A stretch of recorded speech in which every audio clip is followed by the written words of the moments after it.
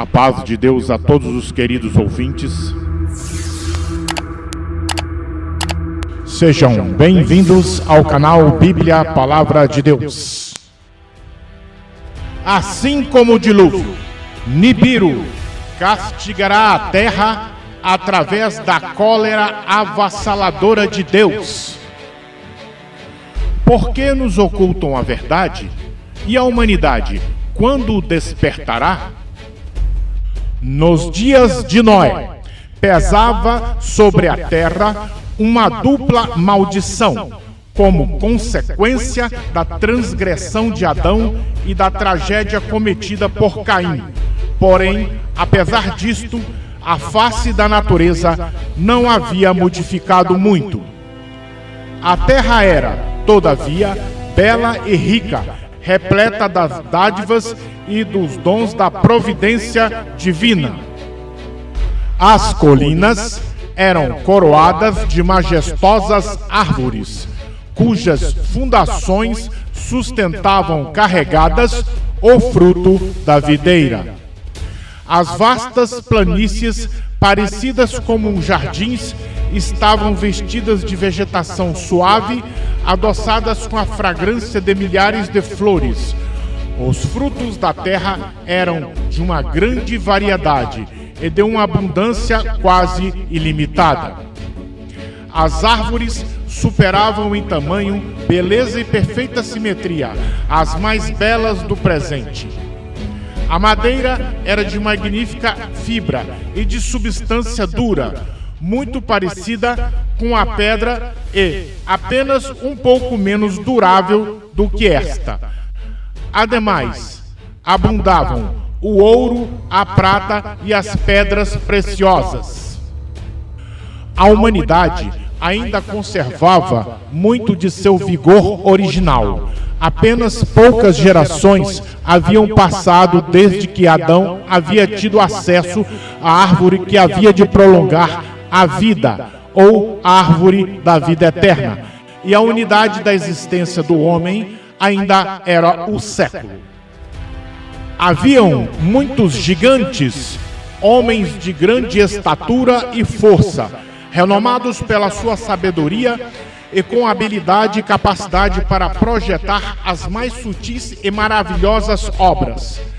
Porém, a culpa em que incorreram foi a de dar rédea solta à maldade, à impiedade e crueldade, e desencadear a iniquidade, que foi proporcional à sua perícia, experiência e habilidade mental. Não procuravam mais nada além de satisfazer os desejos de seus orgulhosos corações e envolviam-se em cenas de prazer e perversidade. Os homens eliminaram a Deus de sua mente e adoraram as criações de sua própria imaginação. E como consequência, se degradaram mais e mais. A iniquidade do gênero humano se tornou tão profunda e generalizada que Deus não pôde suportar mais e disse: apagarei da face da terra os homens que criei. Pois os homens não cessavam de manchar o mundo e seus ricos tesouros com os seus pecados, e assim Deus os apagou de sua criação e destruiu as coisas que, com tanto amor, lhes havia oferecido. Arrebatou as feras dos campos e a vegetação que fornecia com abundância o abastecimento de alimentos, e transformou a bela terra em um vasto panorama de desolação e ruína. Agora, escutem este documentário.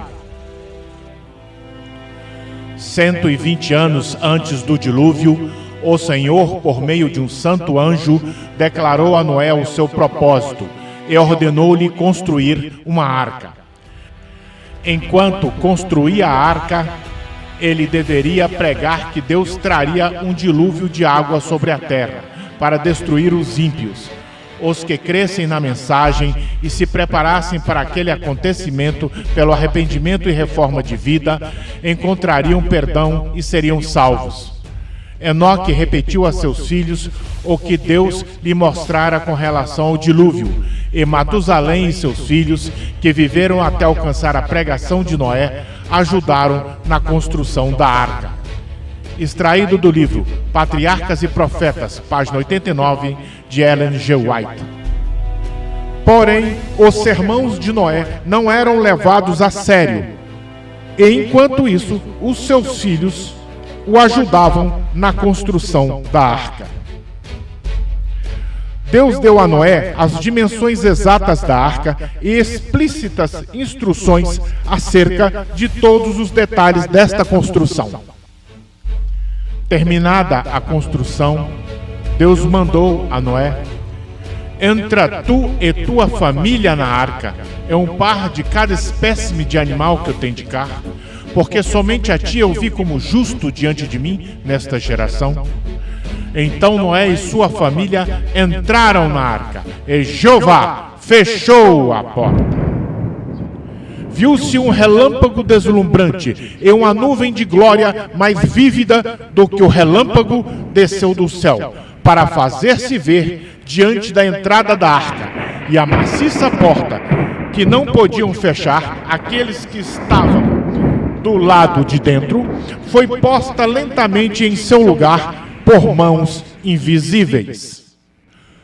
Noé e os seus ficaram dentro da arca, e os que desprezaram a misericórdia de Deus ficaram do lado de fora. O selo do céu foi posto sobre a porta da arca. Deus já havia fechado, e somente Deus poderia abri-la. Durante os primeiros 7 dias em que Noé e sua família haviam entrado na arca, não ocorreram sinais da iminente tempestade. Durante este tempo, a sua fé foi testada e provada, e foi um momento de triunfo para o mundo exterior. O aparente atraso só confirmava a crença errônea de que o dilúvio não ocorreria. Porém, no 8º dia, nuvens escuras de tempestades cobriram os céus. Iniciaram-se o estrondear de trovões e o faiscar de relâmpagos. Prontamente, grandes gotas de água começaram a cair. E o mundo nunca havia presenciado tal coisa semelhante. E o temor se apoderou do coração dos homens. Então romperam-se todas as fontes do grande abismo, e abertas foram as cataratas dos céus. A água parecia cair das nuvens como se caíssem de enormes cataratas. Os rios saíram e inundaram os vales. Torrentes de água brotaram da terra com força indescritível. À medida que as águas subiam, mais e mais, as pessoas fugiam para as mais elevadas montanhas em busca de refúgio. Em muitos lugares, podia-se ver os homens e os animais que restaram, lutando por fixar os pés em um mesmo lugar, até que finalmente eram varridos pela fúria dos elementos. Assim como nos dias de Noé, outra tempestade se aproxima agora. A terra será outra vez varrida pela assoladora ira de Deus, e o pecado e os pecadores serão destruídos. Condições semelhantes prevalecem hoje em dia. O que é lícito em sua natureza é levado em excesso e satisfaz aos apetites sem restrição. O quadro do mundo antediluviano representa com fiel veracidade uma cópia da condição em que a sociedade moderna atual está chegando, rapidamente. Nibiru, um dos grandes agentes apocalípticos de Deus, e que se manifestará na segunda metade da grande tribulação, virá, está às portas. E como foi nos dias de Noé, assim será o dia em que o Filho do Homem se manifeste. Porém, o dia do Senhor virá como ladrão, à noite. E então os céus passarão com grande estrondo, e os elementos ardentes serão desfeitos, e a terra e as obras que na terra existem serão queimadas. 2 Pedro, capítulo 3, versículo 10. E como foi nos dias de Noé, assim será também a vinda do Filho do Homem. Porquanto assim como nos dias anteriores ao dilúvio, comiam, bebiam, casavam e davam-se em casamento, até ao dia em que Noé entrou na arca, e não o perceberam, até que veio o dilúvio e os levou a todos, assim será também a vinda do Filho do Homem, na hora e no momento em que menos percebeis.